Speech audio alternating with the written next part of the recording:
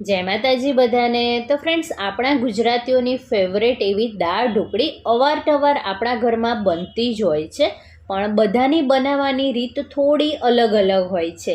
મારા સાસુ પણ થોડી અલગ રીતે જ બનાવે છે અને એ દાળ ઢોકળી પણ ખૂબ જ સ્વાદિષ્ટ તૈયાર થાય છે। પર્સનલી મને તો ખૂબ જ ભાવે છે। તો ચલો મારા સાસુની રીતે દાળ ઢોકળી બનાવવાનું શરૂ કરીએ। તો સૌથી પહેલાં આપણે તુવરની દાળને બાફવાની છે, અને જો તમને મેઝરમેન્ટમાં ખબર ના પડે તો દાળ ઢોકળી માટે જનરલી પર પર્સન 1.5 થી 2 મુઠ્ઠી જેટલી દાળ જતી હોય છે। તો અત્યારે હું 4 જણને સર્વ થાય એટલી દાળ ઢોકળી તૈયાર કરું છું, અને એ માટે ટોટલ 8 મુઠ્ઠી જેટલી દાળ લીધી છે। દાળને ચોખ્ખા પાણીથી 2 થી 3 વાર ધોઈ લેવાની છે, અને દાળ સારી રીતે ધોવાઈ જાય પછી દાળથી 4 ગણું પાણી ઉમેરવાનું છે। મીડિયમ ગેસની ફ્લેમ ઉપર દાળને મૂકીશું એટલે થોડીક જ વારમાં તમે જોશો ને તો આ રીતનું વ્હાઈટ પાણીની ઉપર તમને જોવા મળશે। તો તેને આપણે કાઢી લેવાનું છે, જેટલું બને એટલું આપણે કાઢીશું, જેથી શું થશે કે દાળ ઢોકળી પચવામાં આસાન રહેશે અને ખાધા પછી તમને પેટ ભારે ભારે નહીં લાગે। આ એક ઓપ્શનલ પ્રોસેસ છે, ના કાઢવું હોય તો પણ ચાલે અને કાઢવું હોય તો પણ ચાલે, બંનેમાં કંઈ જ ખોટું નથી। હવે દાળનો કલર સારો આવે એ માટે અત્યારે જ આપણે તેમાં અડધી ચમચી હળદર પાવડર ઉમેરવાની છે, 1 ચમચી મીઠું ઉમેરીશું એટલે દાળ સારી રીતે અને જલ્દીથી બફાઈ જાય। ખટાશ માટે 2 મોટી સાઇઝના ટામેટાના રફલી ટુકડા કરીને લીધા છે। અત્યારે કાચી કેરી પણ આસાનીથી મળી જાય છે, એટલે ટામેટાની જગ્યાએ તમે કાચી કેરીનો પણ ઉપયોગ કરી શકો છો। દાળ બફાઈને બહાર ના આવે એ માટે 2 ચમચી ઘી ઉમેરું છું। તમે ઘીની જગ્યાએ તેલનો પણ ઉપયોગ કરી શકો છો, પણ ઘીથી ટેસ્ટ વધારે સારો આવતો હોય છે, એટલે તમે પણ ઘી જ ઉમેરજો। ઢાંકીને મીડિયમ ગેસની ફ્લેમ ઉપર 4 વિસલ થવા દઈશું। હવે ફ્રેન્ડ્સ, દાળ બફાય ને ત્યાં સુધી આપણે બીજી પ્રિપેરેશન કરી લઈએ। તો ખાયણીમાં 3 લીલા મરચાં, 10 થી 12 લસણની કળી અને 1 ચમચી અજમો લઈને એકદમ ઝીણું વાટી લેવાનું છે। તો અહીં ફ્રેન્ડ્સ, જો તમને મારી રેસીપી જોવી ગમતી હોય અને હજી સુધી જો મારી ચેનલને સબસ્ક્રાઈબ ના કરી હોય તો પ્લીઝ મારી ચેનલને સબસ્ક્રાઈબ કરજો અને બાજુમાં આવેલા બેલ આઇકનને પણ જરૂરથી પ્રેસ કરજો, જેથી આવનારા નવા વિડીયો નોટિફિકેશન તમને મળી રહે। તો અહીં આપણી લસણ મરચાંની પેસ્ટ તૈયાર છે। હવે ઢોકળીનો લોટ બાંધવા માટે ઘઉંનો રોટલીનો લોટ લીધો છે। મસાલામાં 1 ચમચી ધાણા જીરું પાવડર, 1 ચમચી હળદર પાવડર, અડધી ચમચી લાલ મરચું પાવડર। અત્યારે આપણે લીલા મરચાંનો પણ ઉપયોગ કરવાના છીએ, એટલે લાલ મરચું આપણે થોડું સાચવીને ઉમેરીશું।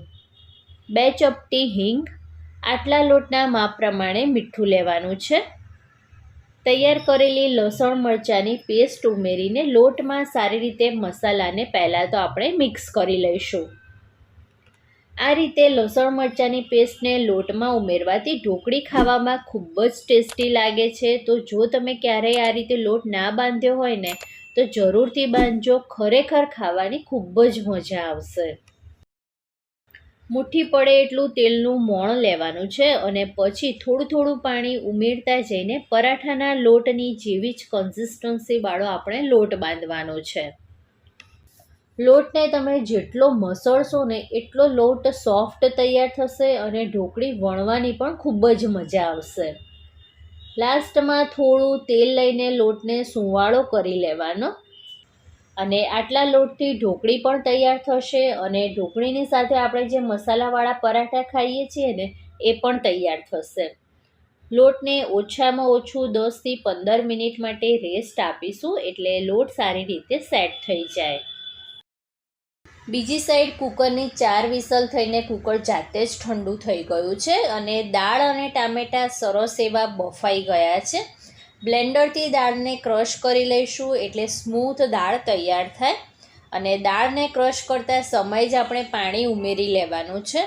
તો આ રીતની થોડી પતલી કન્સિસ્ટન્સી દાળની અત્યારે આપણે રાખવાની છે, કારણ કે હજી દાળ ઉકળશે અને ઢોકળી ચડશે ત્યાં સુધી દાળ ઉકળીને ઘણી બધી ઘટ્ટ થઈ જશે, માટે અત્યારે આપણે આ રીતની પતલી જ દાળ રાખવાની છે।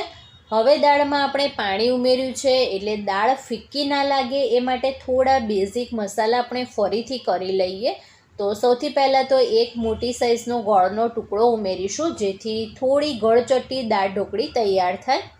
આ સાથે 1 ચમચી જેટલું મીઠું ઉમેરવાનું છે, અડધી ચમચી હળદર પાવડર, 1 ચમચી ધાણા જીરું પાવડર ઉમેરીને દાળમાં સારી રીતે મિક્સ કરી લેવાનું. તીખાશ માટે 1 લીલા મરચાંને ઝીણું સમારીને લીધું છે. ટોટલી ઓપ્શનલ છે, તમે લીલા મરચાંની જગ્યાએ લાલ મરચાંનો પણ ઉપયોગ કરી શકો છો. બસ તો હવે લો ગેસની ફ્લેમ ઉપર દાળને ઉકળવા માટે મૂકી દઈશું અને સાથે જ આપણે ઢોકળી માટે મોટી સાઇઝની રોટલી પણ વણતા જવાનું છે. તો જુઓ, આ રીતની બહુ પતલી પણ નહીં અને બહુ જાડી પણ નહીં, એ રીતની રોટલી વણી લેવાની છે. અને પછી તમને ગમે એ રીતની નાની મોટી સાઇઝના કે પછી સ્ક્વેર, ડાયમંડ કોઈ પણ શેપના ટુકડા કરી લેવાના. તો પહેલાં બધી જ રોટલી વણી લેવાની અને પછી આ રીતની દાળ ઉકળવા લાગે ને ત્યારે જ ટુકડાને દાળમાં ઉમેરવાના. એટલે બધી જ ઢોકળી એકસાથે અને એક સરખી ચડે, કોઈ વધારે ઓવરકુક ના થાય કે પછી કોઈ કાચી ના રહી જાય. લો ગેસની ફ્લેમ ઉપર જ ઢોકળીને ચડવવાની છે અને વચ્ચે વચ્ચે મિક્સ કરતા રહીશું એટલે ઢોકળી નીચે બેસવા ના લાગે. બધી જ ઢોકળી નખાઈ જાય પછી આપણે લાસ્ટમાં દાળનો વઘાર કરવાનો છે. અને દાળ ઢોકળીને વધારે ટેસ્ટી બનાવવા માટે વઘાર તમે કઈ રીતે કરો છો એની પણ એક ખૂબી હોય છે. તો 2 મોટી ચમચી જેટલું તેલ ગરમ કરવા મૂકીશું અને તેલ સારી રીતે ગરમ થાય પછી 1 ચમચી રાઈ ઉમેરવાની છે. રાઈ સારી રીતે તતડી જાય પછી 1 ચમચી જીરું, 2 સૂકા લાલ મરચાં, 10થી 12 મીઠા લીમડાના પાન, 2 ચપટી હિંગ ઉમેરવાની છે. વઘાર સારી રીતે તતડી જાય પછી લાસ્ટમાં આપણે અડધી ચમચી લાલ મરચું ઉમેરીને દાળમાં વઘારને ઉમેરી દેવાનો. અને જ્યારે તમે વઘારને દાળમાં ઉમેરશો ને ત્યારે ફ્રેન્ડ્સ એટલી સરસ મજાની સુગંધ આવશે ને કે જેમને દાળ ઢોકળી નથી ભાવતી અને જેમને ભૂખ નથી એ લોકો પણ પહેલાં જમવા બેસી જશે. દાળમાં વઘારને સારી રીતે મિક્સ કરી લેવાનું છે અને પછી કુકરના ઢાંકણની વિસલ કાઢીને 90% જેટલું ઢાંકણ બંધ કરી લેવાનું અને પછી ઢોકળીને ચડવા દેવાની. પૂરેપૂરું ઢાંકણ બંધ નથી કરવાનું પણ થોડું ખુલ્લું રાખીશું.